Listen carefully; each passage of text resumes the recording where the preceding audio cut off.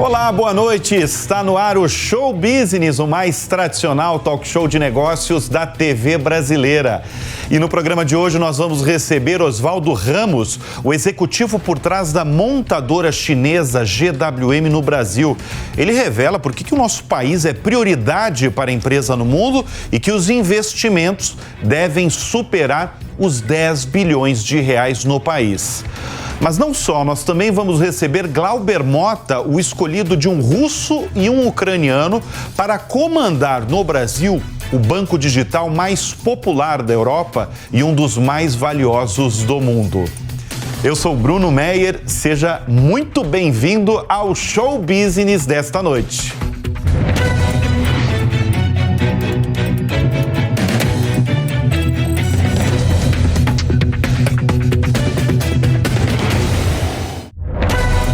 E nós estamos de volta com o Show Business. O setor automotivo, ele realmente não conhece o que é tédio. O Brasil tem sido prioridade para algumas montadoras estrangeiras, para muitas, inclusive. A chinesa GWM, por exemplo, anunciou no ano passado 10 bilhões de reais em investimentos no Brasil, com uma fábrica de veículos elétricos e híbridos no interior de São Paulo, para a produção de uma linha de SUVs e picapes. É a maior operação da montadora fora da China, com uma capacidade de produção de até 100 mil veículos por ano. Osvaldo Ramos foi um dos primeiros contratados na operação brasileira e é o nosso convidado de hoje no Show Business. Brigadíssimo, Osvaldo, pela presença em nossos estúdios. Osvaldo, a GWM está entre as 10 maiores empresas do setor no mundo em valor de mercado e escolheu o Brasil como prioridade dela. Fora da China, evidentemente. É isso mesmo. Por que essa escolha? São várias razões, né? Primeiro, o Brasil é um mercado que, quando vai bem, ele está no top 10 mundial. Quando vai mal, também ele está no top 10 mundial. Ah, mas o mercado está bom aqui no Brasil. São mais de 2 milhões de pessoas comprando automóvel no Brasil todos os anos. É um mercado, sim, de grande porte, que sim tem escala. E, curiosamente, apesar de ser um mercado desse porte, né? O nível de defasagem tecnológica que o brasileiro está enfrentando hoje para comprar o carro, e o brasileiro viaja, ele vai para o exterior, ele vê a diferença que tem. Está acontecendo uma revolução de tecnologia, de eletrificação no mundo inteiro, que está demorando para chegar no Brasil. Então o Brasil passa a ser uma oportunidade de trazer essas novidades para um brasileiro que é apaixonado por carro, lê sobre o carro, sabe o que está acontecendo. Então é uma combinação, né? Existe mercado, e existe um espaço para a gente trazer um produto diferente. Quando você está falando de tecnologia e de inovação, você está falando dos veículos elétricos e híbridos ou você está falando realmente da tecnologia que o carro oferece hoje? Porque eu sei que, por exemplo, o teu carro oferece muita tecnologia. Por exemplo, fiquei sabendo, inclusive, que ele reconhece através da nossa face. Você entra no carro, ele reconhece na nossa face, pela minha cara, ele reconhece os meus gostos, o que eu escuto na rádio, ele sabe os meus hábitos. Ele faz o seu login, né? Ele faz o seu login como você faz no seu celular. Você abre o celular hoje com a câmera de reconhecimento facial, por que não também você fazer o seu login no carro, o multimídia, as formas de dirigir, todas as memórias de cada um dos motoristas da casa ficam salvas no sistema. A revolução é muito mais complexa do que somente a eletrificação. A gente separa em 3 pilares. O primeiro, sim, é a energia renovável, a energia limpa, que passa pela eletrificação, que, sem dúvida, além de trazer a questão do meio ambiente, ela traz uma questão também de prazer ao dirigir, muito superior. O segundo pilar, a gente fala que é a conectividade, e o brasileiro é extremamente engajado e conectado, e o carro é um absurdo, né? Você pega, quando tinha horário de verão, o carro não atualizava a hora. Tudo na casa atualizava a hora. Você entrava no carro, o horário estava antigo ainda. Por quê? Ele não era conectado. O carro não era conectado. E o carro sendo conectado traz uma série de vantagens. Você controla o carro pelo aplicativo. Você vê a carga da bateria pelo aplicativo. Você manda... Seu filho quer pegar uma coisa no carro, você não precisa dar a chave. Você destrava pelo aplicativo e depois você trava de novo o carro. O carro ele é realmente conectado. E o pilar da direção semi-autônoma, que traz mais segurança nas estradas, na direção e também no uso urbano. Osvaldo Ramos é um cara que desde mais de 30, ele está mais de 30 anos no setor automotivo. Começou com 22, 30 anos de Ford, depois Peugeot, agora na liderança aí dessa operação brasileira da GWM. Em mais de 3 décadas, o que de mais relevante mudou no setor automotivo brasileiro? É muito interessante que o brasileiro sempre ele trabalha muito rápido quando chega uma novidade, né? Ele só comprava carro 2 portas, um dia começou a comprar só carro 4 portas. Mais recente, ele só comprava carro com câmbio manual, agora ele só compra carro com câmbio automático. O brasileiro ele adere a novas modas de uma forma muito rápida, como está começando a aderir agora na eletrificação também. Então, esse perfil do brasileiro de gostar muito de ler sobre carro se manteve. O que muda é que a velocidade da chegada das novidades é de uma forma avassaladora agora, né? Antigamente, assim, o Brasil sempre foi meio defasado, 3 anos, 5 anos, em relação ao que tinha na Europa e Estados Unidos. Mas era o quê? Um estilo um pouco diferente, uma lanterninha mais puxada. Agora, 3, 5 anos é uma revolução. É um buraco enorme que existe de diferença de tecnologia. Então, a velocidade e a vontade do consumidor brasileiro vai ser uma revolução também no mercado brasileiro. Mas eu acho que quando a gente fala de carro, tem uma questão de desejo, né? O cara tem desejo por um carro, pela marca de um carro, pelo design de um carro. Nesses 30 anos aí, mais de 30 anos que você tem de experiência no setor automotivo, sempre em lideranças de empresas, o que mudou no desejo do consumidor brasileiro no quesito carro? Olha, se você pegar nesse aspecto, porque assim, desejo sempre foi importante. Para essa primeira impressão que você tem e ter desenho sempre foi importante, performance, espaço interno e porta-malas, esses atributos, eles continuam muito sólidos. O que se juntou é a história da conectividade. Conectividade. Né? O brasileiro disparou de uma forma, na verdade a nível mundial, né? É um fenômeno, mas é muito curioso, porque, por exemplo, entrar no carro, já está com o celular sem fio, usar automaticamente. Os chineses perguntaram para mim assim, vocês conseguem dirigir sem o Waze? Você dirige todo dia com o Waze. Mas a gente é viciado nisso, né? O Spotify, o Waze, o Google Maps, os aplicativos fazem parte da nossa vida. A gente é heavy user mesmo. Sim. E mesmo na Europa, que a gente tem a conexão, a gente lançou alguns carros, o próprio Hora que a gente vai lançar no Brasil, a gente lançou na Europa, a gente teve que dar um upgrade nessa conectividade para o Brasil. Por quê? O brasileiro realmente usa de uma forma muito intensa. Tem que usar o melhor processador. A gente bota um Snapdragon ali automotivo, porque é muita informação sendo trocada o tempo todo em todos os aplicativos. Bom, você falou rapidamente dos chineses. Como é que está sendo a relação com eles e o que eles acham em relação ao setor automotivo no Brasil? É muito curioso, né? A gente fala que a gente é uma empresa, a GW é uma empresa feita para os brasileiros, para o consumidor brasileiro e que usa a tecnologia que tem lá na China. Então a gente tem muita autonomia. Eles realmente contrataram primeiro uma pessoa de mercado para explicar para eles como que era o mercado e como fazer o produto para esse mercado. São desconfiados, é uma cultura completamente diferente. Talvez o grande toque do business para dar certo entre Brasil e China é saber conversar com os chineses. São poucos exemplos de marcas que deram certo no Ocidente, porque se você chegar somente dando preço mais baixo, não é o que o consumidor quer. Aí quando você entende como brasileiro o que tem de tecnologia disponível na matriz e fala, opa, o brasileiro, e eles se surpreenderam, ele não quer mais o carro mais pé de boi, mais barato, mais básico. O brasileiro quer o top, ele quer a nova tecnologia, porque o carro é um ativo muito caro para o brasileiro comprar em relação à nossa renda. Então quando você vai comprar, você quer algo pelo seu dinheiro de valor. E essa é a grande surpresa dos chineses. A gente vende carros mais completos no Brasil do que no mercado de origem deles. Você falou da venda de carros no Brasil. Na verdade, a venda tanto de carros elétricos quanto os híbridos puros no Brasil, eles representam, eu tenho até o valor aqui, eles representam apenas 2,5% do total de vendas, isso no ano passado, e segundo dados da Anfávia, que é o grupo que dá voz às montadoras instaladas no país, 2,5%. O que fazer para popularizar esses veículos? É a questão só do preço? Porque, na verdade, quando eu falava, inclusive, aqui nos veículos da Jovem Pan sobre carros elétricos, eu falava, a primeira vez que eu falei, os carros que tinham disponíveis na área eram carros de mais de R$450 mil. Isso. Como você está falando, realmente está evoluindo de uma maneira... Está evoluindo rápido, porque já está caindo esse preço.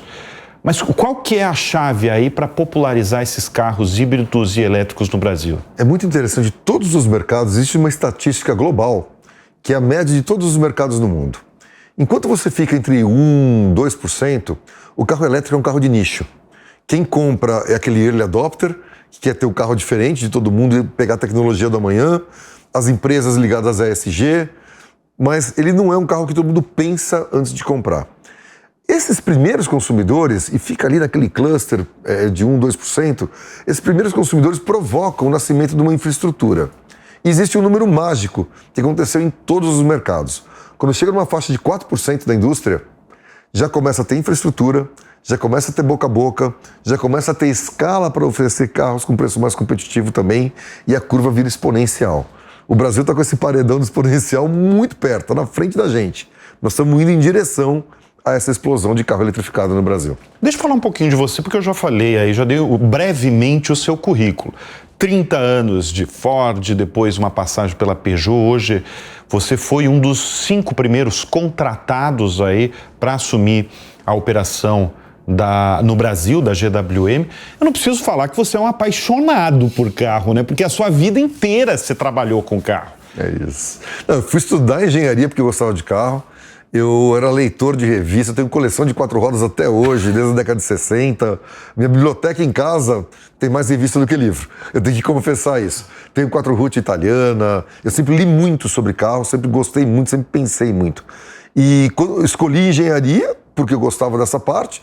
Quando eu me formei, eu me inscrevi para estágio em todas as montadoras que existiam na época. Era a fusão da Autolatina, era a General Motors, era a Fiat. Eu falei, na que entrar eu vou.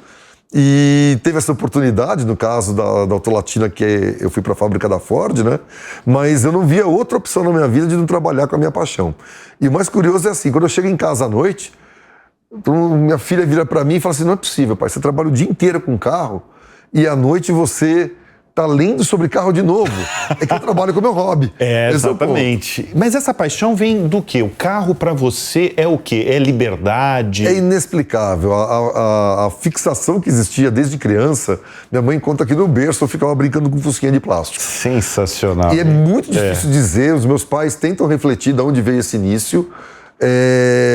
Todo brasileiro é apaixonado por carro, né?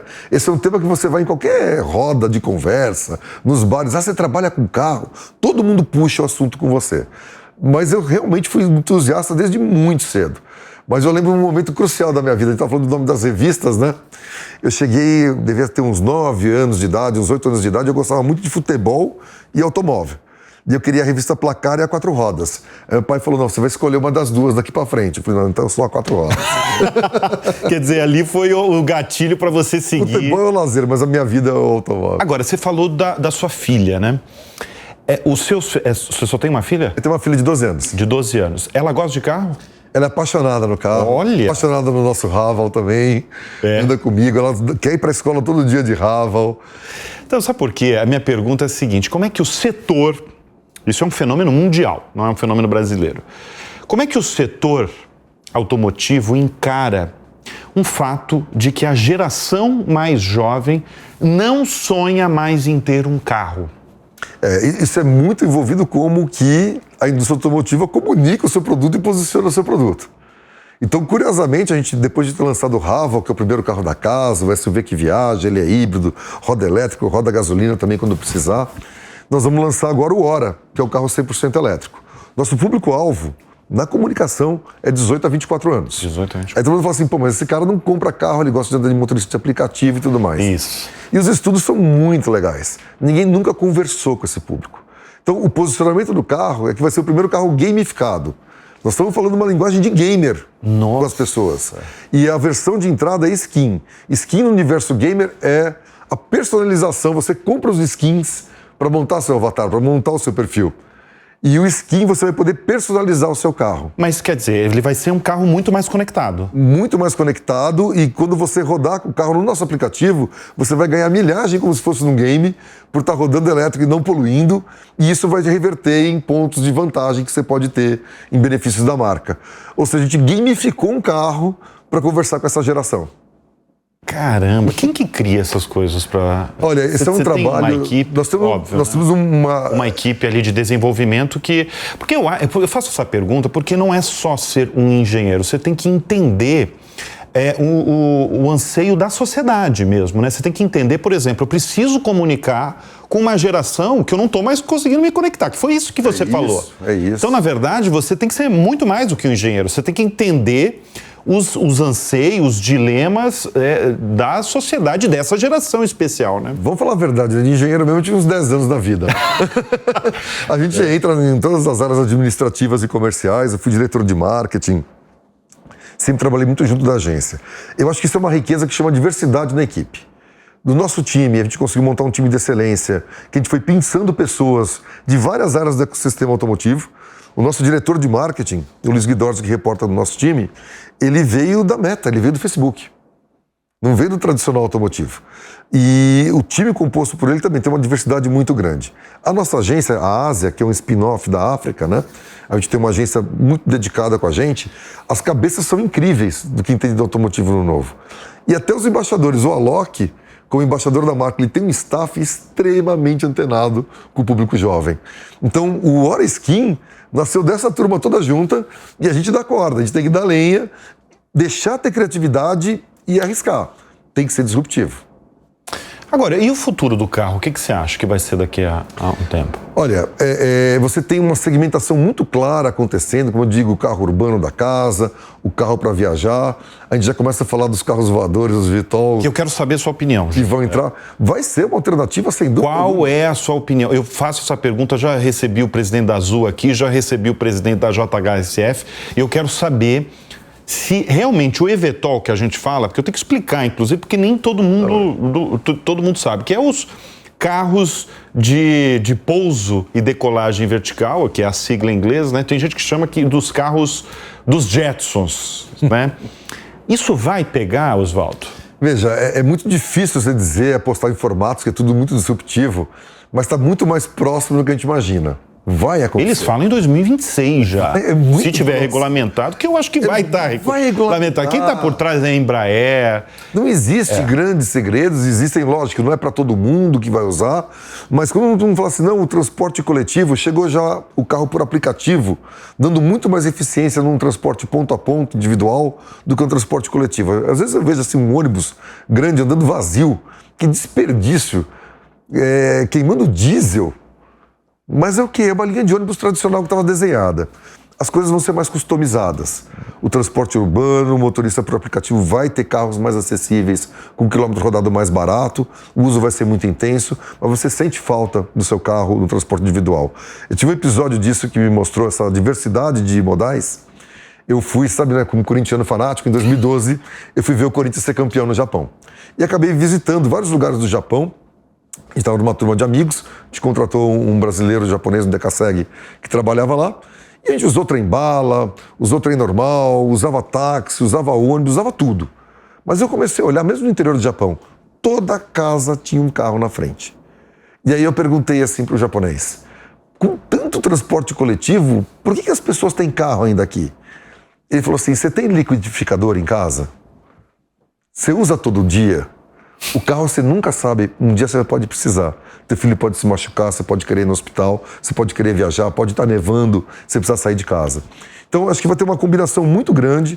O aéreo individual, sem dúvida alguma, está evidente a tecnologia, dos drones a tudo que a gente já começa a ver à nossa volta. Isso vai se regulamentando. E o carro também, eletrificando, a gente pensa que está longe, está muito mais perto do que a gente imagina. A eletrificação? É o que eu disse, a velocidade das mudanças agora, não adianta ficar resistindo e ficar pensando quando isso vai vir para o Brasil. É o contrário. Já veio, na verdade. Já veio. Quando veio, exatamente. Você tem que pegar a tecnologia, ver para quem ela serve, para quem que ela resolve o problema. Agora, tem uma questão aí que é os desafios, que a gente está no Brasil, tem muito desafio, né? Eu acho que um deles é a questão da infraestrutura. Eu tenho um carro elétrico, aí eu quero sair de São Paulo e ir para Curitiba, uma viagem de 5 horas, 6 horas aí de carro. Tem infraestrutura para eu parar, para carregar? Eu estou citando só um exemplo, eu posso ir para o Nordeste com o meu carro elétrico.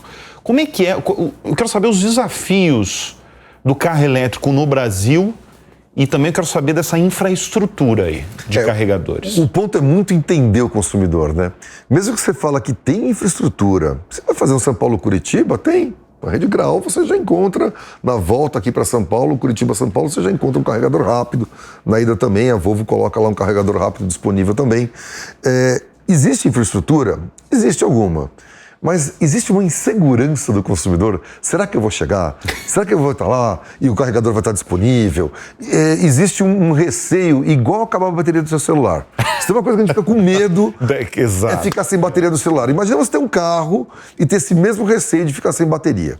E pensando nisso, no consumidor brasileiro, na nossa forma de uso, num país de dimensão continental, a gente desenhou uma versão do Haval para o Brasil, um SUV plug-in híbrido, única, que a gente não usava na matriz. Usava em carros até mais de luxo, a mesma solução, nós trouxemos para o Haval.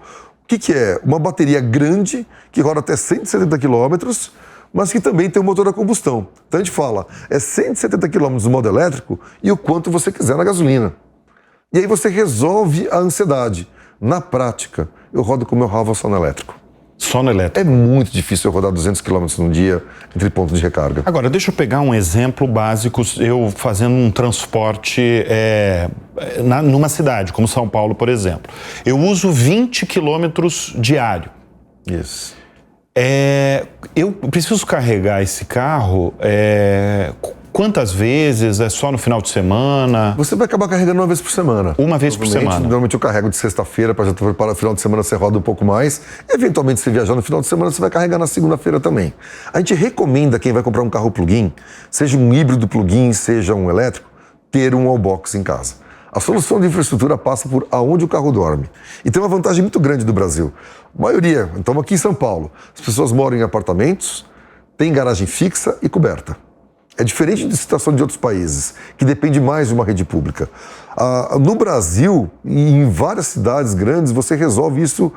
Mas como o meu síndico não permite instalar o wallbox no meu prédio, no meu condomínio? A gente põe junto à consultoria, a gente tem uma parceria com a VEG, vai o instalador do nosso wallbox lá, faz a análise. Sim, é viável instalar o wallbox nas garagens.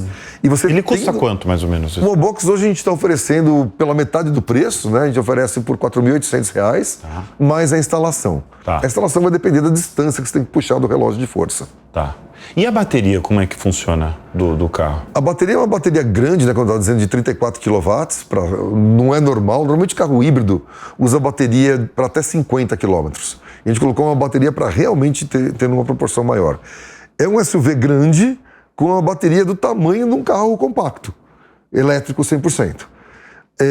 Todo mundo fala assim, mas o que vai acontecer com a vida útil da bateria? A gente dá garantia de 8 anos, a gente dá 2 anos, inclusive contra danos, qualquer tipo de defeito. Não existe bateria à venda, a gente repara, porque não existe reparo a ser feito na bateria. Os 8 anos de garantia significa o quê? Essa bateria ela vai chegar depois de 8 anos com 80% da vida útil ainda. Então, o carro, em vez de rodar 170 km, ele vai rodar 130, 120. Está excelente a bateria para uso ainda. Você não vai descartar a bateria de imediato. E mesmo se você chegar depois de 15 anos, que é quase que a vida útil do carro inteiro, essa bateria tem outros usos, numa forma estacionária, uma residência, por exemplo, que tem painel fotovoltaico e quer armazenar energia para usar à noite. Ok, você não vai usar no carro uma bateria meia-vida, mas no estacionário você pode usar. A gente viveu um ano no Brasil, no setor automotivo, um ano bem movimentado, né? Porque tiveram várias montadoras mostrando queda nas vendas. A gente tinha uma imagem icônica aí de uma montadora alemã, europeia, ali com um pátio lotado de carros à espera de um dono. Eu fico imaginando os chineses, os seus chefes, vendo essas cenas. O que eles acham? Você já respondeu, porque os números brasileiros são muito importantes, seja o Brasil voando ou seja o Brasil em crise. Mas eu quero saber como é que está a venda dos carros na sua empresa. É muito interessante, inclusive a reação dos chineses, né? Porque depois que o carro foi colocado à venda e foi um sucesso muito grande, né? A gente tem a liderança dos carros híbridos, que eu vou comentar um pouquinho os números. Os chineses viraram para mim e falaram assim, mas falaram para nós que o mercado brasileiro era tão difícil, que era um dos mercados mais complexos do mundo de conseguir entrar. Eu falei, Mas o segredo em qualquer mercado, em qualquer marketing, em qualquer estratégia de produto, é olhar para o teu consumidor. Se você não tem um produto novo, atrativo para o consumidor, você não vai crescer nas vendas. Não adianta produzir mais achando que vai vender mais. A indústria brasileira consome mais de 2 milhões de carros por ano. Vai ter um leve crescimento. Ela não vai disparar para 3 milhões. Você tem que trabalhar com planejamento para 2 milhões. Você tem que pensar nesses 2 milhões aí, nesse público que está no mercado. Olha para ele. Então, o que aconteceu? A gente focou, a gente viu em todas as pesquisas esse desejo, esse atraso de tecnologia no Brasil. Focamos no carro híbrido, uma grande surpresa para nós até mesmo. O volume, o mês passado, foi o dobro do projeto original nosso. Nós emplacamos 1.450 carros, agora no mês de agosto. Nós somos líderes desde o início, a gente começou a vender carro em maio, a gente começou a emplacar. De maio até agosto, o híbrido mais vendido do Brasil é o Raval H6, ultrapassando um tradicional Corolla Cross híbrido. E mais surpreendente ainda é que o modelo mais vendido da gama é o Raval H6 GT, um carro top de linha de R$315 mil, de uma marca que há 6 meses atrás não existia. E nós somos simplesmente, no mês de agosto, o carro acima de R$300 mil, eu estou tirando o diesel fora, tá? Picapes, o diesel, a gente excetua nessa conta. Carro acima de R$300 mil, mais vendido do Brasil. A gente passou as BMWs, com 519 GT vendido. Esse é um ponto-chave. Você falou das marcas de um carro que é uma marca que não existia no Brasil. O brasileiro não conhecia, nem sabia que era. Como é que é entrar num mercado em que a marca é extremamente importante? Você citou o exemplo da BMW. Sim. As pessoas querem e as pessoas desejam uma BMW. Né? Porque é uma coisa cultural, é desejo. Posso citar várias outras. Como é que é, Dr. Oswaldo, entrar num mercado em que as pessoas definitivamente não conhecem a tua marca? Esse ponto do consumidor, por mais que o produto seja muito voltado, se a pessoa não conhece, você não vai chegar. Então foi uma estratégia de, primeiro, nomear uma rede de concessionários renomada, que tivesse nome em pós-vendas, em atendimento a cliente, em capacidade de comprar o carro usado de uma forma competitiva. Porque se você não tiver uma rede que assina o nome junto com você, você sai do zero. Então, em cada região, escolheu um grupo parceiro, demos uma macro-região, em vez de colocar 3 concessionários um do lado do outro brigando, a gente nomeou para uma região e falou, concessionário, você é dono dessa região, você é meu parceiro de marca e você vai desenvolver a marca comigo.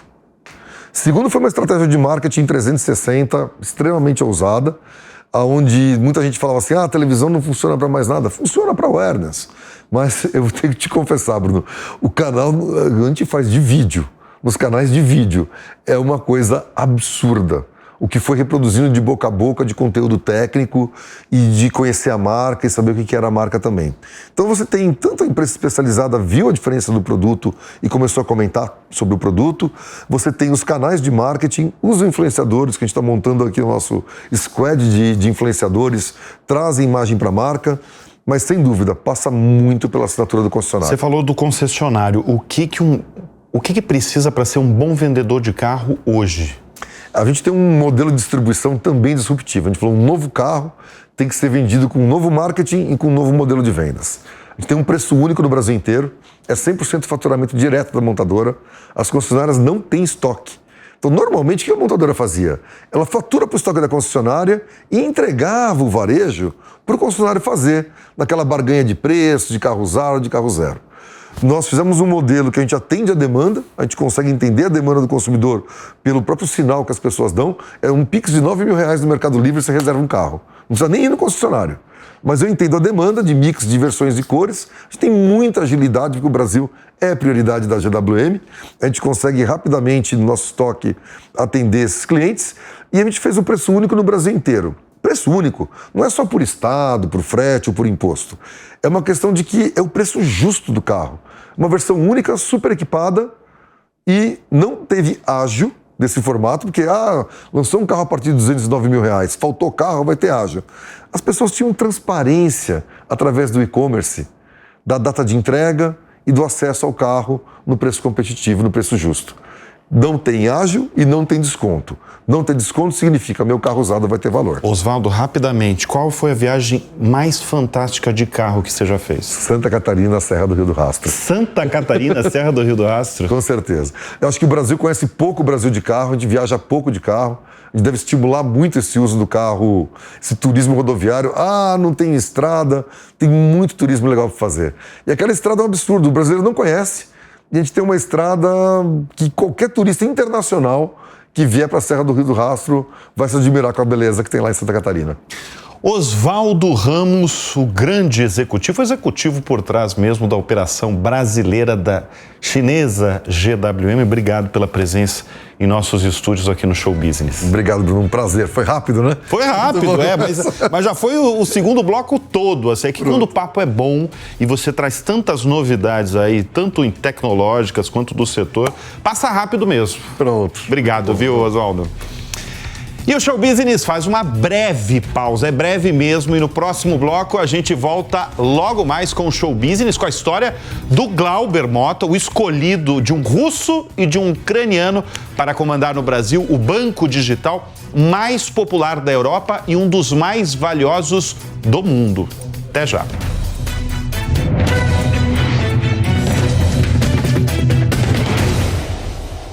E voltamos com o Show Business. Ele foi escolhido por um russo e um ucraniano, veja a ironia do destino, para comandar no Brasil o banco digital mais popular da Europa e um dos mais valiosos do mundo. O executivo Glauber Mota é formado em engenharia elétrica pelo IME, o Instituto Militar de Engenharia, e passou por algumas das principais instituições financeiras do Brasil até chegar ao cargo de CEO do Revolut, com mais de 30 milhões de clientes em 40 países. Glauber, brigadíssimo pela presença aqui no Show Business. Por que um banco inglês resolveu aterrissar no Brasil, que virou uma terra, o Brasil virou uma terra em um país que eu posso chamar até de uma fábrica aí de fintechs, bancos digitais, porque tem muito banco digital e muita fintech, e de repente vem um banco tão conhecido no mundo para o Brasil. Por quê? Bruno, primeiramente é um prazer falar aqui com o público Show Business. Essa história, na verdade, começa bem antes do meu convite para me juntar à Revolut. Quando eu morava na Suíça, trabalhando por um outro grupo financeiro aqui no Brasil, eu participei de muitos projetos das finanças tradicionais, private banking. E aquele mundo financeiro já estava ali bastante desenvolvido e maduro. Nessa época, eu resolvi estudar. E eu fui fazer o meu MBA executivo. Fui para Boston, para a Universidade de Harvard. Fiz um processo de estudos ali e eu aprendi e descobri ali que estava acontecendo muita coisa no mundo das finanças digitais que eu ainda não estava por dentro, não estava sabendo. E ali foi onde veio o clique de que eu precisava aprender sobre esse mundo porque seria o futuro do mercado financeiro. A Revolut, já nessa época, se destacava como um dos players mais relevantes no mercado. E eu fui pessoalmente a Londres, aprender um pouco com eles sobre como fazer um banco digital de sucesso. E foi daí que, por uma conjunção de boas coincidências, recebi o convite de voltar ao Brasil, pelo grupo que eu trabalhava antes, para desenvolver uma unidade de varejo digital. Mas como é que foi isso? Você bateu na porta deles, mandou um e-mail, falou, sou brasileiro, sou executivo. É claro que você já era executivo de bancos brasileiros, né? Exatamente. Sempre na direção e tal. Mas como é que foi? Você bateu na porta deles, literalmente? Foi literalmente isso. Nós enviamos uma espécie de comunicação dizendo: somos um grupo brasileiro, gostaríamos de aprender sobre o mercado digital, vim aqui aprender e quero fazer um desse igualzinho no Brasil. Aí já despertou deles, né? Opa! Eles ficaram curiosos e nos receberam. E eu aproveitei a oportunidade para poder aprender o máximo que eu podia. Então, todo o trabalho, o aprendizado que eu tive nos últimos, entre 2020 e 2021, ajudando um outro grupo a desenvolver mercado digital no Brasil, na verdade foi o que chamou a atenção da Revolut, para que eu pudesse depois devolver esses aprendizados e ajudá-los agora a se posicionar também aqui nesse mercado. Qual foi a maior lição nessa época, quando você estava lá e estava aprendendo ali, na base mesmo, na fonte, segredos, eu imagino, não sei se eles revelaram todos os segredos, talvez não, né? Mas assim, quais foram as lições que você aprendeu nesse início com eles? Muito bem. Na verdade, não teve nenhum segredo, na verdade. Foi só uma maneira de trabalhar um pouco diferente daquela das finanças tradicionais. Para começar pela diversidade de perfil de pessoas. A gente tinha ali designers, formações das mais diversas possíveis, gente de todos os tipos, de todas as nacionalidades, trabalhando juntos e as suas complementariedades com determinado objetivo. No mercado financeiro tradicional, você tem um certo agrupamento de engenheiros, de economistas, de administradores, e naquele momento, pelo menos no ambiente que eu trabalhava na Suíça, você ainda não tinha essa diversidade de formações. E a primeira percepção ali foi essa complementariedade entrega muito mais valor. Você aprende a comunicar uma linguagem diferente. Você ter equipes diversas, é isso? Diversas, com formações diferentes, com todos os tipos de diversidade possível. Essas complementariedades de backgrounds, de aprendizados, de interesses, fazem com que você consiga falar mais próximo do interesse do seu cliente, que na verdade é todo mundo. Então, é uma maneira diferente de chegar mais próximo do seu cliente final. Bom, deixa eu apresentar quem são esses fundadores aí desse banco digital que você está comandando no Brasil. Primeiro é um russo, Nick Storonsky, que é dono aí de uma fortuna, curiosidade, hein? Que é dono de uma fortuna de 7 bilhões de dólares, e também tem um ucraniano, que é o Vlad Yatsenko. Não sei se eu estou falando certo. Tá sim. Estou falando certo? Com um patrimônio de 1 bilhão de dólares. Você tem esse contato permanente com eles e você já teve essa conversa, aquela conversa inicial com eles. Eu quero saber como foi essa primeira conversa com eles e eu quero saber também a expectativa deles com o Brasil. O que eles acham do Brasil desde o começo? Bom, o Nicolai, Nick e o Vlad são muito hands-on na atividade deles, eles participam do dia a dia da empresa.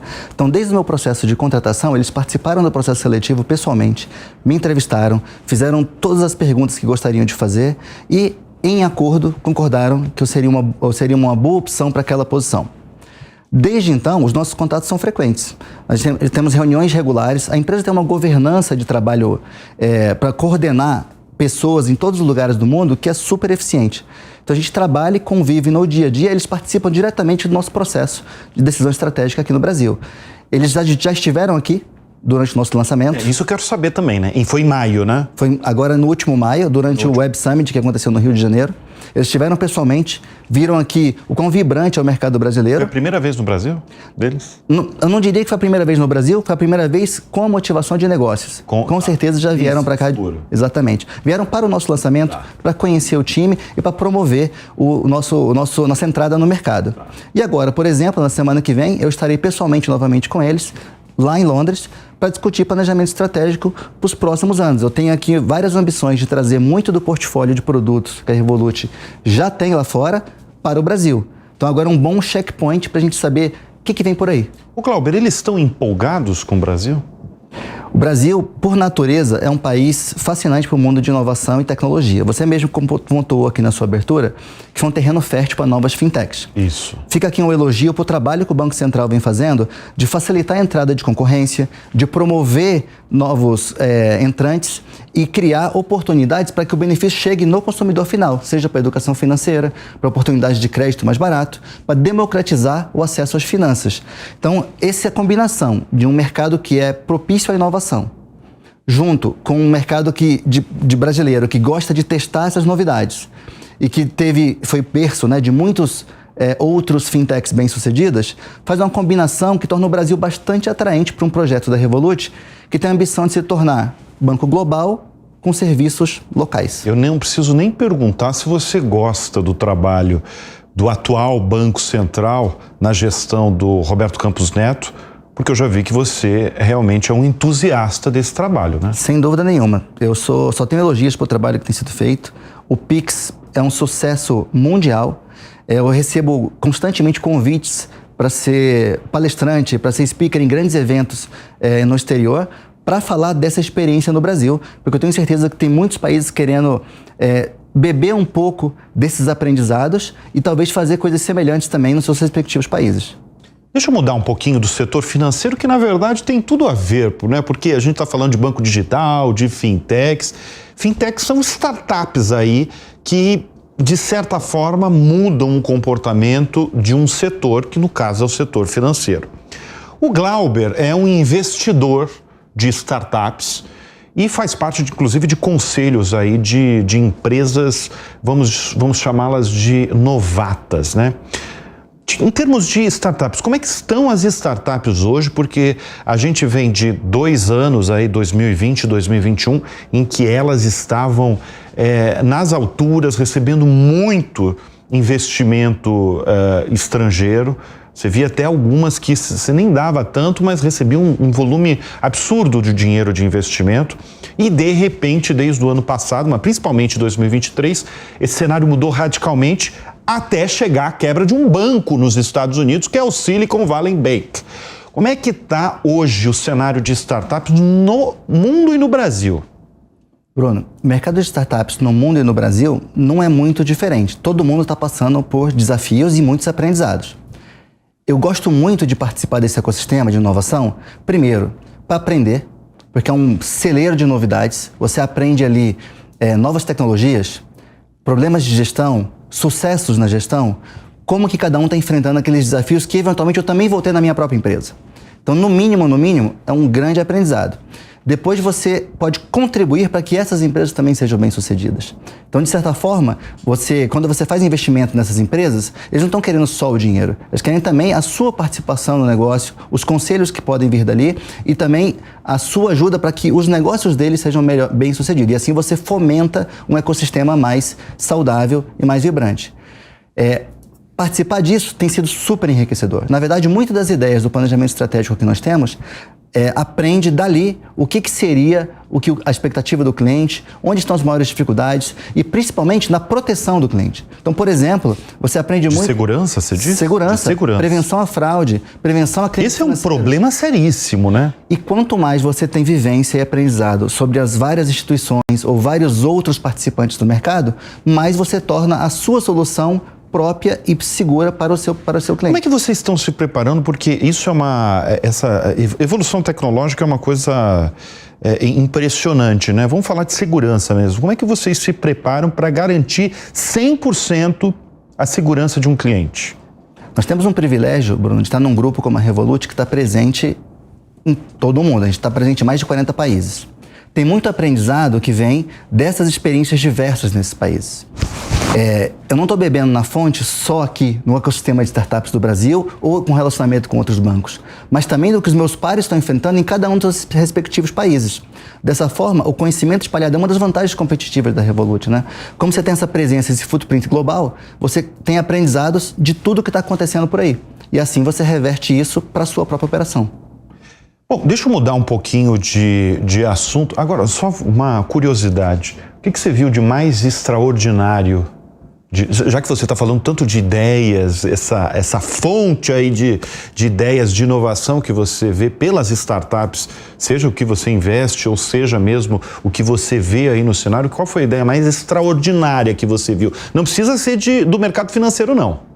A gente, quando ouço essa pergunta, a expectativa é de que tenha alguma coisa super diferente, surpreendente. Um novo iPhone, sei.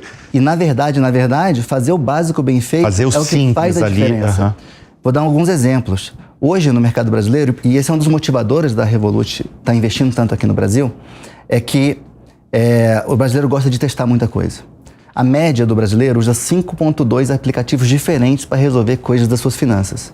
Se a gente 5.2, mais de 5. Então ele tem 5. Um para crédito, um para operações em cripto, alguns para transacionar moedas estrangeiras, outro para usar no dia a dia, o outro porque tem um financiamento específico que ele conseguiu para casa, uma série de coisas diferentes.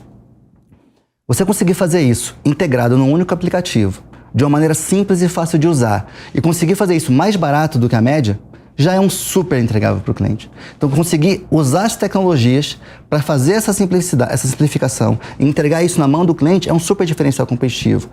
Aí que vem uma das vantagens competitivas do nosso produto, que é fazer tudo isso em um único aplicativo. E entregar isso de uma maneira fácil de usar e mais barato para o cliente. Deixa eu mudar agora radicalmente, que na verdade eu vou entrando em várias perguntas, eu vou fazer a pergunta que eu queria fazer anteriormente. Porque o Glauber é um entusiasta aí do ciclismo de estrada E você faz taekwondo, né? Faixa preta, né? Faixa preta de taekwondo. Essa é uma maneira de desafogar o estresse do dia a dia, principalmente você como CEO de um banco digital? Na verdade, Bruno, minha formação profissional começou nos esportes. Eu me dediquei por um tempo ao taekwondo. Inclusive, até adiei um pouco a entrada na universidade para me dedicar aos esportes. E eu acho que dali que os primeiros aprendizados profissionais vieram.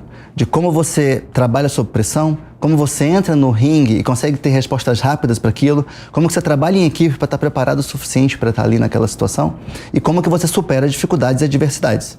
Tudo começou ali, na verdade. O ciclismo veio muito depois, já no ambiente profissional, onde eu tive a oportunidade de morar na Suíça, como eu comentei, e lá também tem uma oportunidade plena para você praticar esse esporte. Mas nisso aqui eu sou só aprendiz, faixa preta mesmo, só no Você contou uma vez para mim uma história de uma... Você estava na Suíça, né? Você morou na Suíça e você estava pedalando e de repente tinha um monte de outras pessoas que estavam muito mais à frente de você e que você ali, porque era uma curiosidade até local desses suíços que eles estão muito preparados para fazer essas atividades físicas. Isso aconteceu, não foi? Certamente. Na verdade, o suíço gosta muito de esportes, pratica desde a infância. É impressionante como em esportes que não são comuns para nós, como o esqui, eles se destacam desde cedo.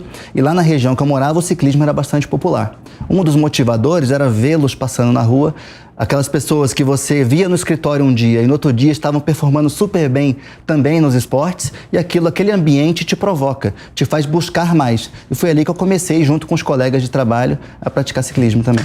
Bom, você morou na Suíça, você morou, tudo trabalhando, né? Você morou e trabalhou na Suíça, na Inglaterra, na Alemanha? Portugal. Em Portugal. Estados Unidos. Foi difícil voltar para o Brasil? Na verdade, não foi difícil voltar para o Brasil. Brasil é minha casa, Brasil é onde eu tenho minha família, Brasil é onde eu cresci. Mas esses aprendizados dos vários lugares que eu tive a oportunidade de trabalhar, sem dúvida, me prepararam melhor para poder fazer o que eu faço hoje. Né? Eu trabalho hoje numa companhia que ela é global, tem diversidade de todos os tipos e no dia a dia eu estou falando com gente do mundo inteiro. Perfis diferentes, formações diferentes. Ter vivenciado essas várias culturas certamente me ajuda hoje a trazer mais valor para o meu trabalho. Como é que é inovar? Porque assim, você está num banco digital e você trabalhou em bancos tradicionais que você também já ia para o digital. Quando a gente fala em banco digital, você já está falando, de certa forma, de uma inovação. Porque se você for olhar para o Brasil, você tinha e tem ainda 5 bancos tradicionais, que todo mundo fazia as operações nesses bancos tradicionais, sejam privados, seja estatal. E, de repente, você está nesse ambiente ambiente digital. Como é que é inovar num ambiente que já é inovador? Bom, a competição é muito boa para te estimular. Assim como no caso do ciclismo, ver outras pessoas performando bem me estimularam a tentar fazer. Quando você vê novas tecnologias acontecendo, aquele mercado te desafia e você quer aprender e fazer mais. Quando você está num ambiente como o da Revolut, você tem a oportunidade de vivenciar essas várias experiências. E aí, o que muda, na verdade, dessas finanças tradicionais para finanças do mundo digital? Primeiro, foi o meio de entregar isso para o cliente, de uma maneira simples, simplificada, sem necessidade de agências e ali pelo smartphone, pelo celular. Agora, novas tecnologias estão mudando a infraestrutura em que isso acontece. As tecnologias de blockchain, as tecnologias de Web3, as moedas de bancos centrais, as moedas digitais de bancos centrais, é uma nova infraestrutura de tecnologia que vai viabilizar fazer muito mais coisa no mercado financeiro. Então, na prática, é uma evolução o processo. 2 vezes já me pararam na rua e, como me reconheceram por falar diariamente de negócio aqui na Jovem Pan, eles fizeram a mesma pergunta, eu vou fazer para você. É mesmo seguro investir em criptoativos? Bruno, quando você pergunta de segurança em relação aos criptoativos, isso remete um pouco ao ponto que nós acabamos de falar sobre educação financeira. Na verdade, a segurança vem de conhecer aonde você está investindo. Saber os riscos, a volatilidade, se aquilo é um projeto sério ou se é só um projeto de brincadeira, uma meme. Na verdade, a tecnologia por trás dos criptoativos permite você saber toda a origem, o caminho e o destino daquele dinheiro. É possível fazer a investigação de todo aquele processo de qual foi a origem, o que aconteceu, qual foi o uso daquele criptoativo. Então, na verdade, com essa tecnologia bem desenvolvida e amplamente divulgada, ela tem a chance de ser ainda mais segura do que o dinheiro tradicional. Não é à toa que os bancos centrais estão investindo agora em moedas digitais dos próprios bancos centrais, com moedas que têm contratos, na verdade, programáveis, onde muita tecnologia vai poder ser aplicada ali para poder identificar, dar destino certo a determinados recursos, saber o que aconteceu e uma série de inovações que ainda estão por vir. Bom, Glauber, você começou do zero um banco digital no Brasil. Quando eu falo isso, você foi responsável pela contratação de dezenas de profissionais. O que faz você contratar uma pessoa? Quais são os atributos que você busca na sua equipe?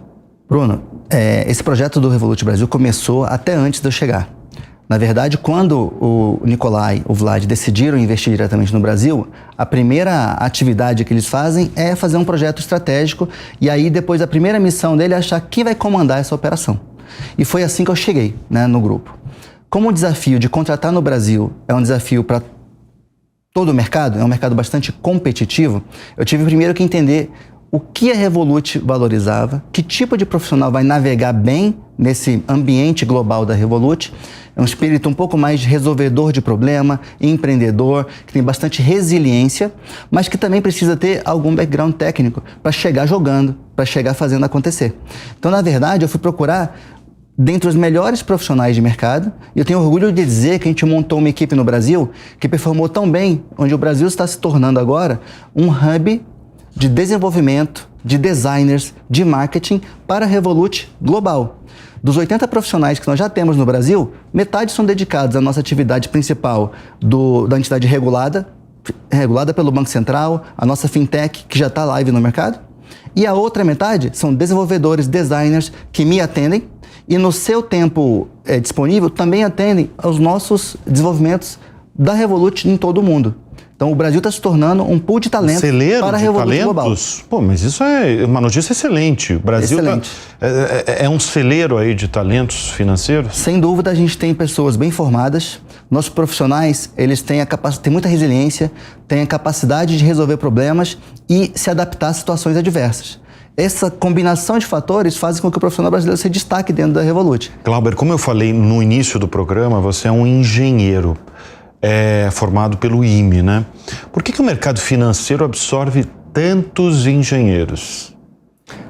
Bruno, eu acho que tem muito a ver com a maneira do engenheiro pensar. Em geral, o engenheiro aprende a pensar de maneira estruturada, fazer uma divisão dos problemas e resolvendo por etapas de uma maneira organizada, mais analítica. Isso é um atributo genérico, né? um skill genérico, que ajuda você a resolver problemas. E na prática, num banco, você tem que resolver problemas. Todo o resto você aprende depois. Na verdade, em vários trabalhos, né? Você meio que, diariamente, você tem que resolver muitos problemas, né? Diria que o engenheiro, ele se adapta mais, se adapta um pouco a várias situações diferentes. E por isso, talvez um engenheiro seja um profissional que se destaca no mercado financeiro. Ô Glauber, você é formado, volto a falar, pelo IME. E o IME, quem estuda sabe o quanto é difícil, quem está nos bancos escolares, eu mesmo lembro quando eu estava no terceiro ano, no segundo ano, sabe que o IME era um dos vestibulares mais concorridos do Brasil. Era muito difícil a prova, as questões do IME são difíceis, né, para passar. Você sempre foi um aluno estudioso? Ou você era aquele aluno que pegava rápido, não estudava em casa, mas o professor falava e você já absorvia o conteúdo? Acho que eu sempre fui um aluno muito esforçado. Nunca foi fácil. Qual que é a sua definição de esforçado? São muitas horas, muitas noites em claro, muita dedicação para fazer aquilo de uma maneira, digamos, produtiva. Eu tive que me debruçar muitas horas nos livros para poder passar no vestibular do IME. Sem dúvida, continua sendo um dos vestibulares mais difíceis, mas eu sempre fui disciplinado. Eu sempre gostei de perseguir aqueles desafios. Não é à toa que, mesmo durante o IME, depois de passar, você tem que cursar o IME, que também continua Deve sendo ser muito, digamos, demanda bastante de todos os alunos. Eu, por interesse, acabei me envolvendo no mundo das finanças. Não é à toa que eu fui trabalhar no mercado financeiro. E ainda durante o curso do IME, eu fui estudar no Instituto de Matemática Pura e Aplicada, que é o IMPA. Inicialmente como uma iniciação científica, eu gostei muito das coisas que eu estava aprendendo lá. Eu me enveredei para o lado das matemáticas aplicadas às finanças e acabei concluindo o mestrado no Instituto de Matemática Pura e Aplicada, mesmo antes de concluir a graduação do IME. E foi ali que eu fiz a transição para o mercado financeiro. Então, e isso só foi possível por muito esforço, com muita dedicação, e na verdade nunca fui o aluno que aprendeu de primeira. Eu tive que de fato me dedicar para aqueles assuntos, para vencer aqueles desafios. Exatamente. Qual é a sua, você é natural da onde? Eu cresci em Goiânia. Em Goiânia? Exatamente. Mas você, até pelo seu esporte, você andou muito pelo Brasil, né? Eu andei muito pelo Brasil. Eu tive a oportunidade de morar em quase todas as regiões do Brasil. Na verdade, inicialmente, porque meus pais se mudavam bastante. Meu pai trabalhava numa construtora que trabalhava com obras de infraestrutura e acabava se mudando muito de tempos em tempos. A minha infância foi crescendo em várias localidades e depois, pelo esporte, eu acabei acompanhando os nossos treinamentos, a equipe, e eu tive a oportunidade também de morar em várias localidades. Eu levei isso para a vida profissional e, como profissional, eu tive a oportunidade de ser expatriado várias vezes. Trabalhei nos Estados Unidos, em Portugal, na Suíça, na Inglaterra e voltei para o Brasil, onde estou hoje. E o que falta com todas essas andanças pela Europa? Eu imagino que deve ser, não vou nem chamar de abismo, mas deve ser muito diferente em relação a empreendedorismo, por exemplo, de você empreender. O que falta para o Brasil ter mais empreendedores, ter mais incentivo aí para negócios? É uma pergunta complexa, difícil de resolver, que não tem uma resposta mágica. Na verdade, tem que começar pelo básico. Primeiro, investimento em educação, formar melhores técnicos, incentivar mais o empreendedorismo desde cedo, fazer com que a condição econômica viabilize novas empresas começarem. Isso passa por uma complexidade de fatores que é impossível esgotar aqui numa conversa simples. Mas, na verdade, de fato, a gente pode se espelhar naqueles outros locais onde o ambiente empreendedor é mais produtivo e mais vibrante. E talvez dali aprender um pouco para fazer melhor aqui no Brasil também. Glauber Mota, meu convidado no Show Business, obrigado pela presença aqui nos nossos estúdios. Muito obrigado, Bruno. Foi um prazer falar contigo. E o Show Business de hoje termina aqui. Muito obrigado pela sua audiência, pela sua companhia. Até semana que vem.